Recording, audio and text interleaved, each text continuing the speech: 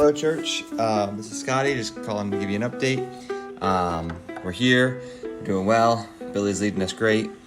Yesterday and the day before were both very full days of training. We went to 2 seminaries, able to equip and instruct the students there, as well as pray with the leaders. We heard a lot of their struggles and their prayer requests, and had the opportunity to pray with them there.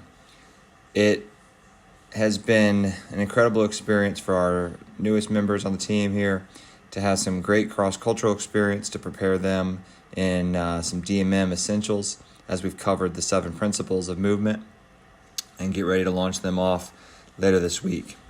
Yesterday, and you just heard, we went to a music village where they make instruments, and I bought a small kuk, which is or chuk, that's how it's pronounced, which is a small Indonesian instrument. And it's been nice to try to learn that.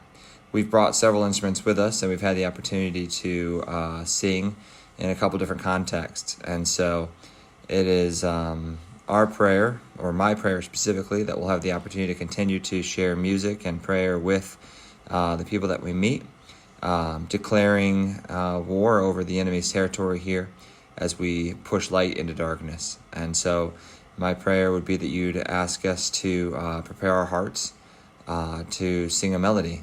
I'm reminded of the scripture that the Lord sings over us, and that's a song of victory. And so we know that, and we know that He's preparing us here. Hey guys, Pastor Bill here. Just want to shoot you a quick update about what's going on over here in Southeast Asia. Well, yesterday we had a few teaching opportunities. In the morning we went to a local seminary that has has a really interesting footprint. They've been operating since the 70s, and they have a high school, a bachelor's program, and a graduate program. And they have a high emphasis on training students, not just with the normal education stuff, but also training them in disciple-making movement methodologies for church planning, as well as in what's called business as missions models. So they teach them how to do some fruit tree farming. They teach them how to make cinder blocks and bricks. They teach them how to do some vegetable farming, teaching them things so that if and when God calls them into ministry, they have some sustainable practices where they can develop job skills and try to provide for their family and things like that. So we taught there in the morning on Revelation chapter 5 and just the fact that He is worthy. He's worthy of the sacrifice. He's worthy of all the difficulties that they will face in terms of church planning and missions and ministry. Then we had a lot of driving. Yesterday, I think we were in the car probably upwards of 6 or 7 hours when all was said and done. And then we went to a church in the center of one of the regions that we were in, where the senior pastor is part of a larger network. And we had a meet and greet of sorts where we connected 2 threads from one domestic sending agency and this network partner, and we were able to get them to get together in the same room, so to say. And while we were there, our team shared with the church. And so we had, I'm going to say there's probably about 40 to 50 people from the local communities who came, and we were able to worship with them. And then everyone from our team shared a word of encouragement. So yesterday during the day, the team prayed that God would give them wisdom. God, what do you want us to share to encourage these people? And then that's what we did. So they shared. So last night we had a great time of sharing with the church, and everyone left feeling encouraged and like the Lord is really using them. So today is a kind of an in-between day as we transition.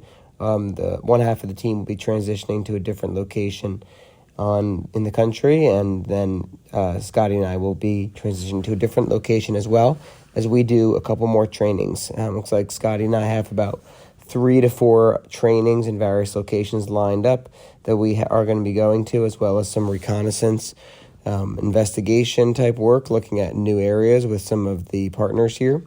And the other guys, Dina and Eric and Caden, will be headed on to a more remote area for some Luke 10 person of peace searching. And so keep everybody in your prayers.